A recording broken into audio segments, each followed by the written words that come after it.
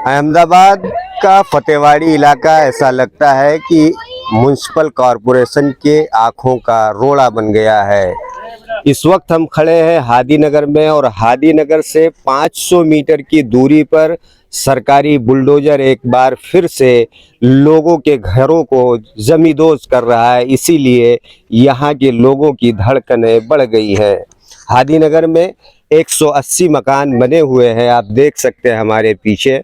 और अब इन लोगों को अचानक सी नोटिस दी गई है कि इस घर को जल्द से जल्द खाली कर दिया जाए।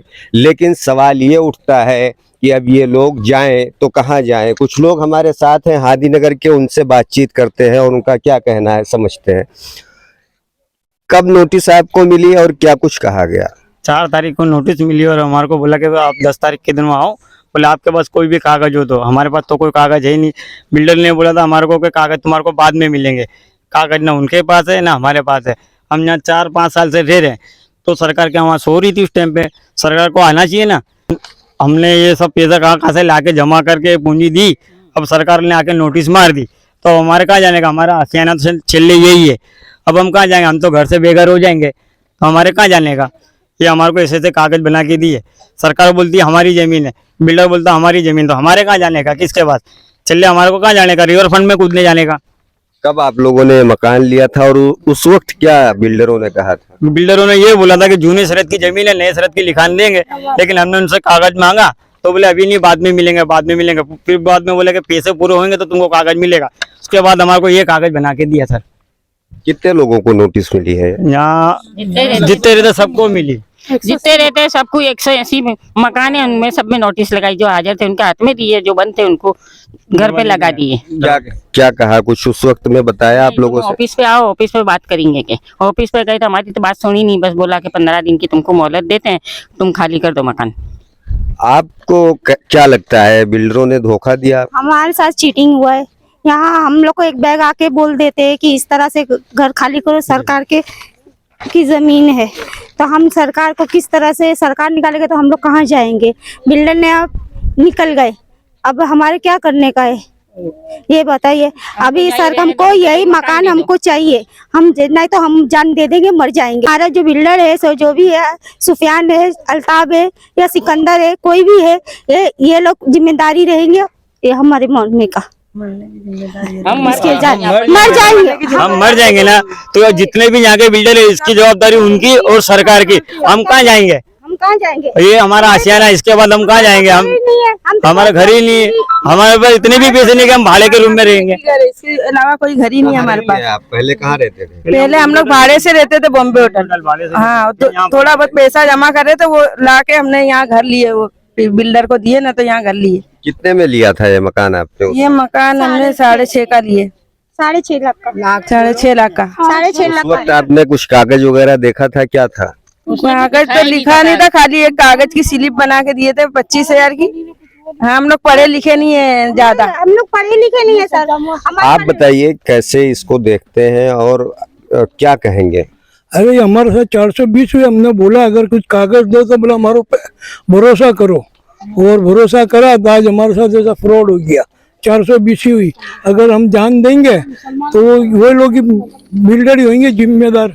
सब यहाँ 180 इंसान बोले मर जाना बेहतर है, ये जगह छोड़ना नहीं हमें छोड़ना नहीं। और मीटर के बारे में भी हमारे को 420 ही करी तो 2 महीने में आते, 15 दिन में आते, 13,500 हजार ले गए, 15,000 हजार रुपए मीटर के लिए ले गए। आज तक मीटर का कोई हिसाब किताब नहीं है। आप लोग मामलतदार ऑफिस गए थे, वहाँ क्या कहा? अरे मामला ऑफिस पे गए हम लोग, तो उन्होंने बोला 15 दिन में आप खाली कर दो। हमने हम कैसे खाली करेंगे? इतने आदमी कुछ 1 साल का मुद्दत तो हमको, तो बोले नहीं कुछ नहीं 15 दिन में। फिर हमने यूँ बोले तो गवर्नमेंट अगर पैसा चाहे तो हमसे पैसा ले ले जमीन का, तो बोले मेरे हाथ में नहीं है, मैं तो नौकर इंसान हूँ बोले। तो बोले फिर हमने बोला फिर हम कहाँ जाएंगे? तो फिर बोले ऐसा है तो अगले मंगलवार को आओ तुम, बोले तो अगले मंगलवार को बुलाए हम। हमारे को क्या करेंगे हम मंगलवार को? वो तो एक ही जवाब देंगे, तो भाई आप खारिज कर दो, हमारे को गवर्नमेंट से हुक्म है। आप बताइए कौन कौन इस पूरे मामले में शामिल थे और क्या आप लोगों की मांग है कि ऐसे धोखाधड़ी में दूसरे लोग ना फंसे? हमारी मांग ये है कि जो भी बिल्डर चीटिंग करते हैं कि इस तरह कोई बेचारा कोई गरीब फंसे ना, और जो भी अगर गरीबी मकान लेवे तो छानबीन करके मकान लेवे। इस तरह हम लोग जब सब भाई बहन जितने भी हमारा सब मोहल्ले में रह रहे, तो इस तरह जिस तरह हमारी मजबूरी से हम लोग यहाँ रह रहे हैं कि यहाँ लाइट नहीं है, पानी नहीं है, या सांप पाप सब निकलते हैं, इस हाल में रह रहे, तो हम लोग रह भी नहीं सक रहे। न मामलतदारियों बोलता है कि बोले 15 दिन में घर खाली कर दो तो वो तुम्हारा मकान तोड़ने में आएंगे। तो इस पर क्या करें, हम बिल्डर पर जाते, बिल्डर बोलता हमारे पास पैसा ही नहीं है। बताओ हम कहाँ जाएंगे, हम लोग गरीब लोग कहाँ जाएंगे, बच्चे लोग हम लोग सब लेके काम मर जाओ। बोले तो इसका हमको कुछ लाभ दो सरकार की तरफ से। आप बताइए कितनी दिक्कत होती है यहाँ पे, बताओ। जी तकलीफ तो बहुत है, क्या करें। हम बिना लाइट के रह रहे, बगैर पानी के रह रहे, कोई पानी नहीं है, कोई लाइट नहीं है, तब भी हम रह रहे। यहाँ पर हमने पैसा दिया है, बिल्डरों पे विश्वास किया है, हमारे साथ विश्वासघात हुआ है। अब हमारे पास ना घर है और ना ही हमारे पास में कहीं आसरा है।